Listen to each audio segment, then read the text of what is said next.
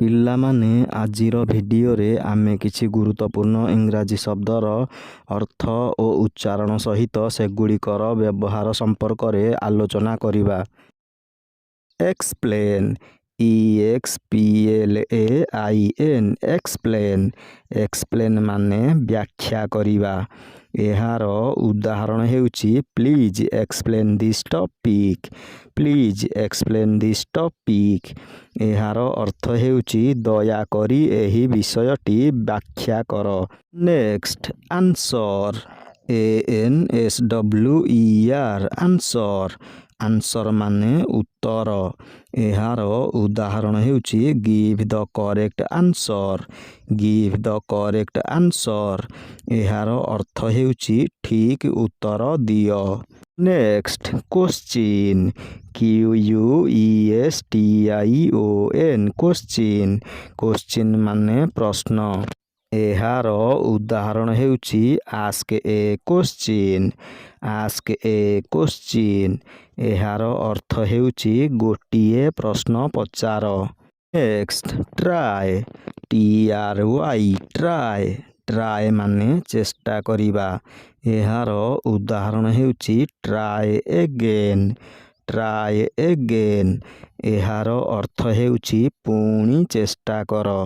Next win WIN win win ମାନେ ଜିତିବା। ଏହାର ଉଦାହରଣ ହେଉଛି we will win the match. We will win the match. ଏହାର ଅର୍ଥ ହେଉଛି ଆମେ ମ୍ୟାଚ୍ ଜିତିବୁ। Next lose LOSE lose lose ମାନେ ହାରିବା।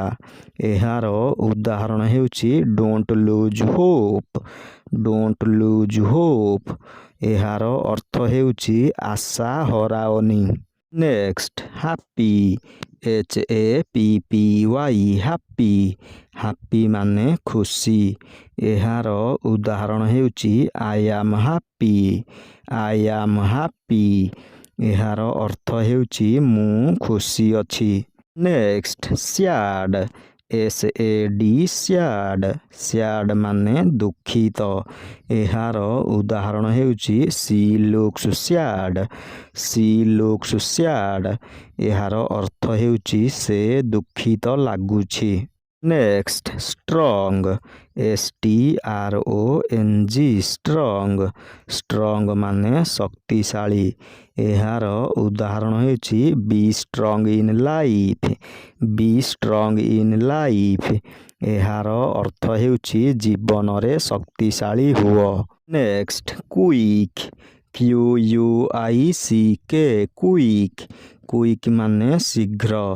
ଏହାର ଉଦାହରଣ ହେଉଛି he runs very quick. He runs very quick. ଏହାର ଅର୍ଥ ହେଉଛି ସେ ବହୁତ ଶୀଘ୍ର ଦୌଡ଼େ। Next slow SLOW slow slow ମାନେ ଧୀରେ। ଏହାର ଉଦାହରଣ ହେଉଛି the train is slow. The train is slow. ଏହାର ଅର୍ଥ ହେଉଛି ଟ୍ରେନ୍ଟି ଧୀରେ ଚାଲୁଛି। Next clean CLEAN clean clean ମାନେ ସଫା। ଏହାର ଉଦାହରଣ ହେଉଛି keep your room clean. Keep your room clean. ଏହାର ଅର୍ଥ ହେଉଛି ତୁମ ଘରକୁ ସଫା ରଖ। Next easy EASY easy easy ମାନେ ସହଜ। ଏହାର ଉଦାହରଣ ହେଉଛି this question is easy. This question is easy. ଏହାର ଅର୍ଥ ହେଉଛି ଏହି ପ୍ରଶ୍ନଟି ସହଜ। Next difficult DIFFICULT difficult difficult ମାନେ କଠିନ। ଏହାର ଉଦାହରଣ ହେଉଛି math is difficult for him. Math is difficult for him. ଏହାର ଅର୍ଥ ହେଉଛି ତାଙ୍କ ପାଇଁ ଗଣିତ କଠିନ। Next open OPEN open open ମାନେ ଖୋଲିବା। ଏହାର ଉଦାହରଣ ହେଉଛି open the door. Open the door. ଏହାର ଅର୍ଥ ହେଉଛି କବାଟ ଖୋଲ। Next start START start start ମାନେ ଆରମ୍ଭ କରିବା। ଏହାର ଉଦାହରଣ ହେଉଛି start your work start your work. ଏହାର ଅର୍ଥ ହେଉଛି ତୁମ କାମ ଆରମ୍ଭ କର ତୁମ କାମ ଆରମ୍ଭ କର। Next buy BUY buy buy ମାନେ କିଣିବା। ଏହାର ଉଦାହରଣ ହେଉଛି I will buy a book I will buy a book। ଏହାର ଅର୍ଥ ହେଉଛି ମୁଁ ଗୋଟିଏ ବହି କିଣିବି। Next sell SELL sell sell ମାନେ ବିକ୍ରି କରିବା। ଏହାର ଉଦାହରଣ ହେଉଛି ହି ସେଲ୍ସ ଫ୍ରୁଟ୍ସ। ଏହାର ଅର୍ଥ ହେଉଛି ସେ ଫଳ ବିକ୍ରି କରେ। ନେକ୍ସଟ ବ୍ରିଙ୍ଗ BRING ବ୍ରିଙ୍ଗ ମାନେ ଆଣିବା। ଏହାର ଉଦାହରଣ ହେଉଛି ବ୍ରିଙ୍ଗ ୟୁର